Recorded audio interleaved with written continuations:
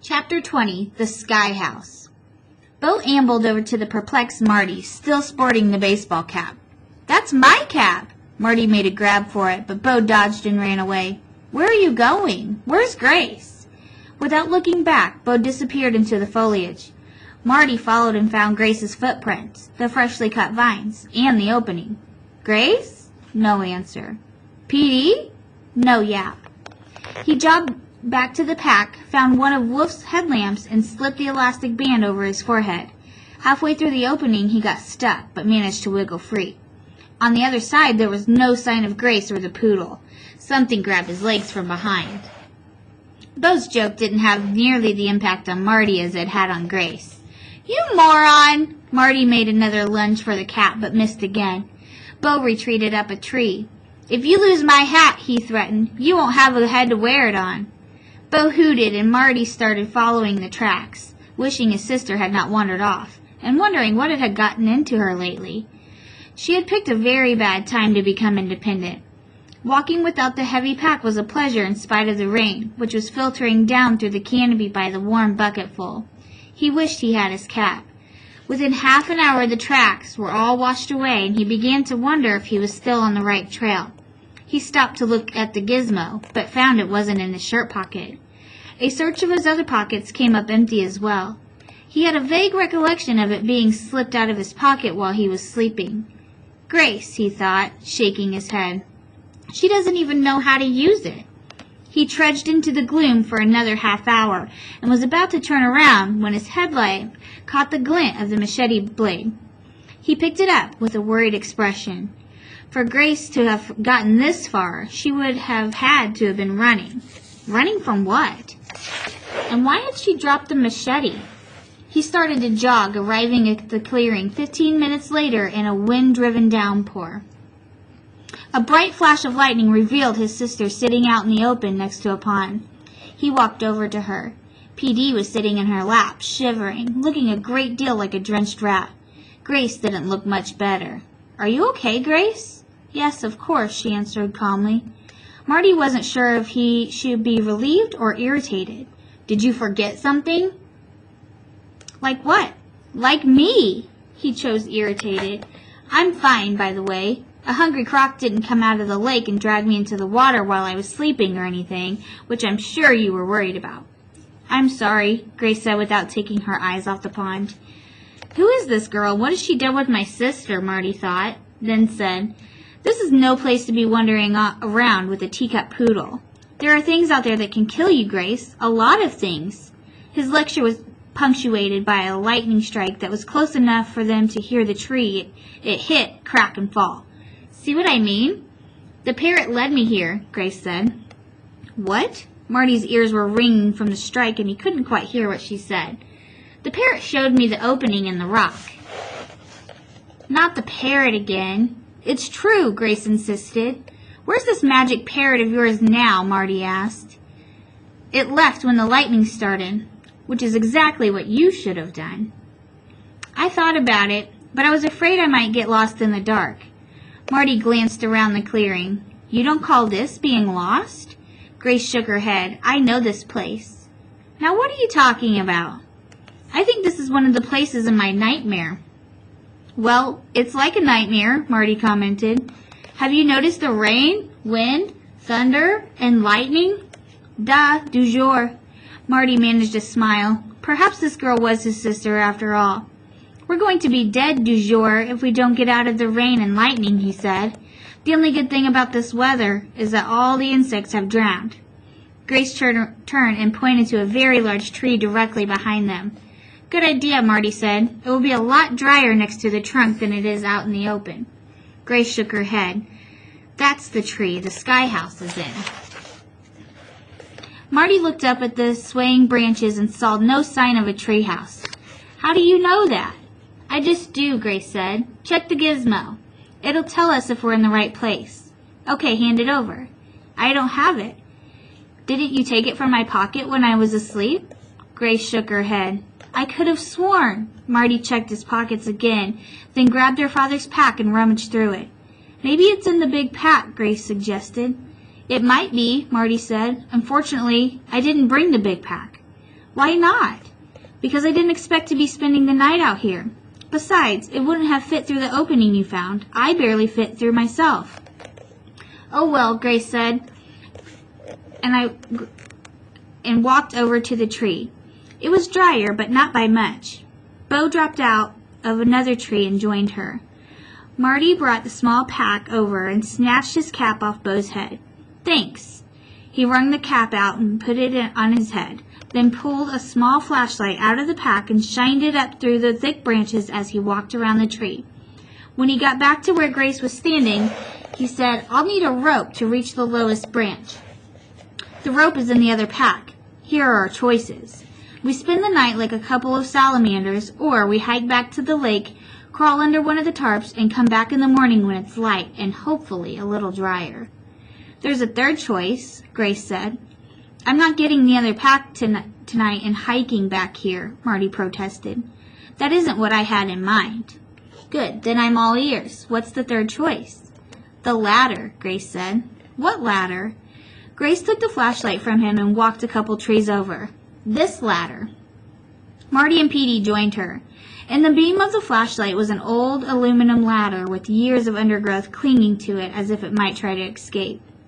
I think Wolf might have said something about the ladder, Marty admitted. He didn't say anything to me about it, Grace said. I just knew it was here. Whatever. Marty freed the ladder with his machete, then dragged it over and started pushing the extension up along the trunk. Before he had it set, Bo scrambled up the rungs, grabbing Marty's hat on the way. Show off! Marty shouted as she disappeared through the lower branches. What do you think about climbing a metal ladder in the middle of a lightning storm? Grace asked. It's a bad idea, Marty said. He stuffed the drenched poodle into the pack and started to climb. Last one to the top is a rotten sauropod egg. Climbing the aluminum ladder in the middle of an electrical storm was not on Grace's list, but she was certainly going to add it if she lived through the experience.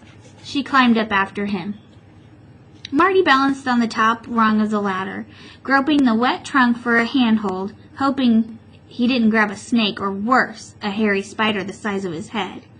Grace clung to the shaking ladder, wishing she had waited until the following morning to tell Marty about the tree, which she was certain was going to be uprooted any second. Hey! Marty called down. There are metal handholds bottled to the tree. They're a little hard to see, though, and they're slippery. He clambered up, stopping every few feet to make sure Grace was still behind him. The higher he climbed, the more the tree swayed. He waited for Grace to catch up to him. Are you sure this is the right tree? He shouted above the roaring wind and thunderclaps. It has to be, Grace shouted back. Why else would it have metal handholds? I knew that, Marty continued his ascent, and 16 handholds later, he reached a small platform. But he was not the first to arrive. Bo was sitting in the corner, triumphantly holding Marty's cap above her head like a victory trophy. Marty ignored her and pulled Grace up to the platform. Well, that was horrible, she said. We must be at least 100 feet off the ground. That's not very comforting. Marty shined the headlamp above them and saw a trap door with a large padlock dangling from it. He shook his head in weary disgust. Lockbox, he said. What? I just remembered another thing Wolf said. There's a key taped to the bottom rung of the ladder. What else did he say? It'll come to me, Marty answered. Grace looked down below into the wet darkness. Marty sighed. I guess I'll have to go back down and get it, unless you can spring that lock. She took a close look at the padlock with the flashlight. She hadn't picked a lock in years, despite her brother's constant pleas for her to do so. It was a simple lock. She rubbed off the moss covering the key cylinder. Let me have your pocket knife. Marty finished it out and handed it to her. The knife had several tools, but she would still need a separate piece of wire to pick the tumbler. She asked Marty to look in the pack for something that would work. At the very bottom of the pack, beneath P.D., who Marty had set on the platform, the Frankenstein monkey, the cap stove, 3 packets of freeze-dried eggs, and the moleskin he found the Mother's Day card. Attached to it with a paper clip was a drawing he had sketched for her. He hesitated to use the clip because it was one of the last things his mother had touched. Reluctantly, he removed it. "Will this work?" Grace nodded. She straightened the clip and slid it into the opening, then used one of the knives several screwdrivers to turn the cylinder. The padlock opened with a satisfying pop. "You're going to have to show me how to do that sometime," Marty said. "Fat chance," Grace said. "You would just use it for criminal purpose." She removed the lock from the hasp and pushed the trapdoor open. Marty shined the headlamp up through the opening, but did not start up the short ladder to the sky house. "What are you waiting for?" Grace asked. "I'm not thrilled about sticking my head through a dark hole until I have a better idea of what's inside." He grabbed his cap away from Bo and tossed it through the trap door. Bo hooted, grabbed PD, and scrambled up the ladder. "That was mean," Grace said. Marty grinned. Yeah, there was a dull thumping above them. Then Bo stuck her head through the opening, wearing the cap. "Coast is clear." Grace followed him up the short ladder. "Whoa," Marty said. "What's that smell?" Grace asked. Marty shined the headlamp on the ceiling. Dozens of upside-down bats stared back at them. He pointed to the wooden door. "Bat guano," he said. "Better watch where you—" Something slithered just to the left of the beam. "Snake!" Petey jumped into his pocket as he drew the machete and buried the blade behind the snake's head, removing it cleanly in one fluid motion. Grace screamed as the heavy body flopped around her feet, which upset the bats. They dropped from their roosts and started a panicky flap around the dark room, which upset Bo. She jumped up to the back of an old overstuffed sofa and started batting bats out of the air, which upset PD. She jumped out of Marty's pocket and started attacking the stunned bats. "Stop!" Marty shouted. Grace stopped screaming, Bo stopped swatting, and PD stopped snapping. The bats continued swooping, but not for long. Most of them found the open trapdoor and disappeared into the rainy night, and the others returned to their roosts. "I'll figure out what to do with the rest of the bats tomorrow," Marty said. "I'm more worried about snakes," Grace said. "What kind was it?" "A green mamba." "Venomous?" Marty bent over and looked at the headless body, which had finally stopped writhing. "Not anymore. There might be others. I'll take a look around as soon as we get some more light in here." A tremendous gust of wind rocked the house, and the twins grabbed each other to stop themselves from falling down. "It's like being on a ship during a storm." "How many sea storms have you experienced?" Grace asked.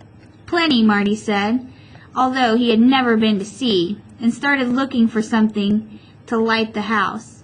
He found a kerosene lantern. "Now, all we need is a match, unfortunately." "You left them in the other pack," Grace finished for him. She opened a drawer and pulled out a mason jar filled with matches.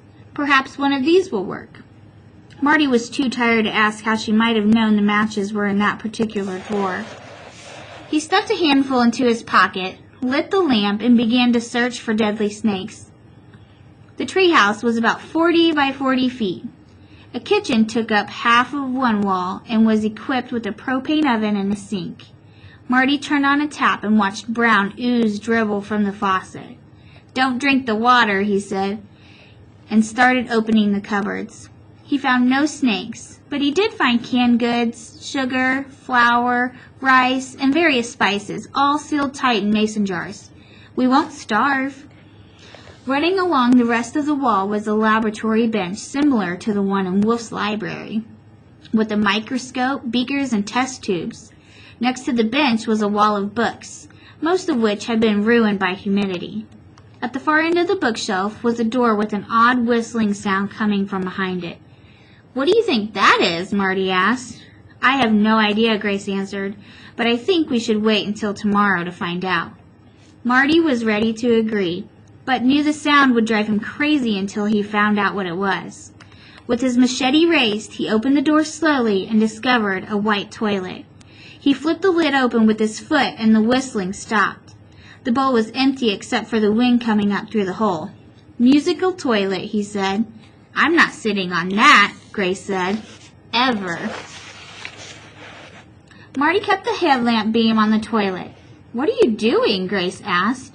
"I'm wondering why Wolf would need a private toilet." "Modesty," Grace said. Marty shook his head. If you're alone, there's no call for modesty, which means Wolf wasn't here alone. Who was with him? Ted Bronson?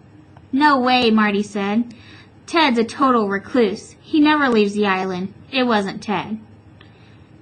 Next time we talk to Wolf, we'll ask, Grace said. In the meantime, let's continue the snake search. Marty closed the door. Along the last wall were more shelves filled with supplies. At the far end of the shelves was a ladder leading up to a second trap door. We'll leave that till tomorrow, Marty said. He was exhausted. In the center of the room was a sofa and 2 chairs with a table between them. He checked under all the cushions, pronounced the room snake-free, and plopped down on the sofa. Grace glared at him. Excuse me?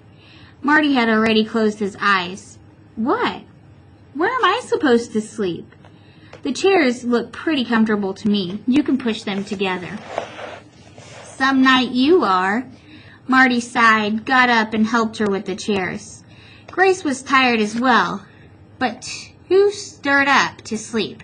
She found a couple of blankets on the shelf, one for Marty and one for herself, then got her moleskin out of her father's backpack and began to write.